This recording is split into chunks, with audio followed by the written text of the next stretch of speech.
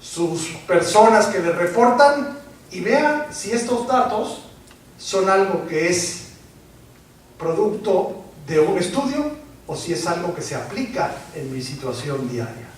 4 de cada 10 empleados conocen sus metas.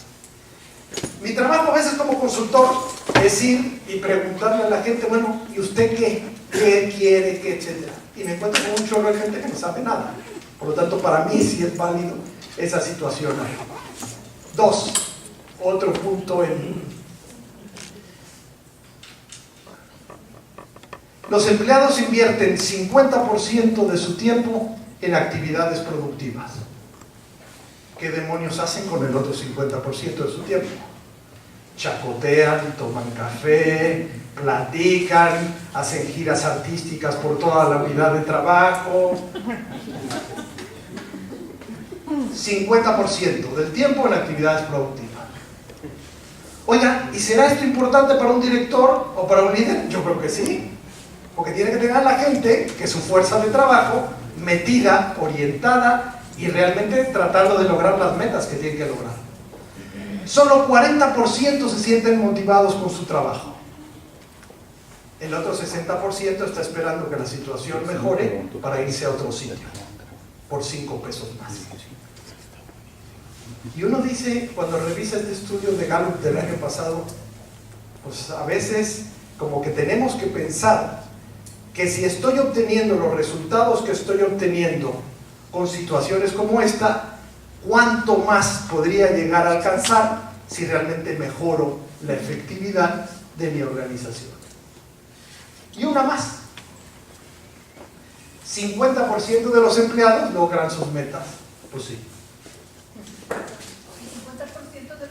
Así es, así es. Entonces se sigue deteriorando todo el porcentaje de trabajo. Y esto nos lleva a algo que es conocido y manejado en el mundo del management mexicano. Nuestra fuerza de trabajo es poco productiva. Pero obviamente para mí la fuerza de trabajo es poco productiva porque a nuestros líderes se les olvida trabajar con la fuerza de trabajo. Y obviamente para mí, y esa es parte de mi trabajo, todo el rato estar insistiendo qué estás haciendo con tus personas, a dónde estás queriendo lograr. Ya les comunicaste las metas, estás fomentando una situación de comunicación con todas las personas, estás generando un ánimo de trabajo o caemos en la situación del no te apures para que dures. Con calma el asunto. Porque estamos en un modelo donde la filosofía de trabajo es calma y nos amanecemos. Entonces, al ratito, luego veo, ni modo, no hay posibilidades, yo no tuve la culpa, los culpables son los del área quién sabe quién. Ustedes saben todas las historias esas de todos los días en nuestras organizaciones. Por lo tanto, ahí hay 4 puntos que me parece relevantes para pensar. Lo que necesitamos en el fondo es ejecución, mucha ejecución. Y la ejecución tiene 4 puntos importantes siempre para el que dirige.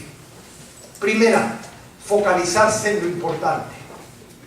Acordémonos la ley de Pareto, que muchas veces la habrán oído.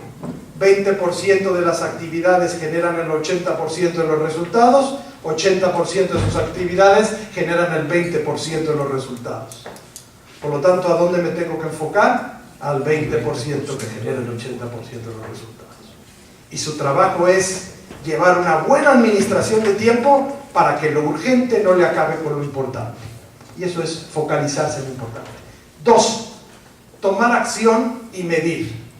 Y estas son épocas de mediciones, porque la medición al fin y al cabo es una forma de saber si estoy yendo a la meta que quiero alcanzar o si no estoy en camino de la meta que quiero alcanzar. Y este concepto de las metas y de los objetivos sigue siendo para mí un punto muy, muy importante en el trabajo de las organizaciones. Necesitamos comprometer a la gente con las metas y necesitamos medir más para que la gente no esté sencillamente sin saber por qué se le paga. Y obviamente sin saber cómo aporta, cómo genera un valor agregado y qué hace. Porque fíjense algo que tenemos en las organizaciones. Medición arriba a veces, pero no medición abajo. Y entonces el que tiene la presión continua es el de arriba y no la suelta hacia abajo. Y entonces el que no duerme en la noche, el que tiene gastritis, colitis y no sé cuántas citis más, ¿es el gerente o es el director? Porque es el que tiene la presión de la medición. Y la bronca de los telefonazos, y la exigencia, y las situaciones de alguien que te está diciendo, oye, es que tienes que alcanzar esto. Y si me olvida todo este concepto, usted no hace y no suelta esa presión a niveles de abajo. Y entonces la que la trae es uno. Y esto es algo importante, relevante para pensar en estas épocas. Porque obviamente permite seguir pensando en tomar acción y medir. Un cuadro de resultados. Y esto para mí sigue siendo un punto que vale la pena pensar sobre él. Un cuadro de resultados. Ese es todo el concepto de Kaplan y Norton, del Balance Scorecard, del cuadro de gestión, un lugar donde la gente vea si las metas van o si las metas no van. Y eso es el cuadro de resultados. Siempre que estoy haciendo estas reflexiones, digo que ¿qué pasaría en el deporte si le quitamos el tiempo y le quitamos el marcador? ¿Tendría sentido el deporte? Ninguno. Porque cualquier situación deportiva de competencia es tiempo y es marcador. Y entonces, cuando se pone interesante, es cuando el tiempo empieza a hacer su trabajo y el marcador ahí está, y el marcador, voy 2-0 abajo, 3-0 abajo, etcétera, 4-0 abajo, y entonces todo el mundo se empieza a inquietar porque el marcador ahí está. En la mayoría de empresas que veo no hay marcadores. Y entonces el cuate de abajo pasa un mes, pasa 2 meses, o pasan 3 meses y no sabe si vamos bien, si no vamos bien, si estamos logrando o si no estamos logrando, y en ese momento usted lo saca de la importancia del partido. Y fíjense que estas cosas, que es lo que yo quiero lograr con esta reflexión, ojalá y les mueva alguna neurona para pensar qué se puede hacer en su mundo.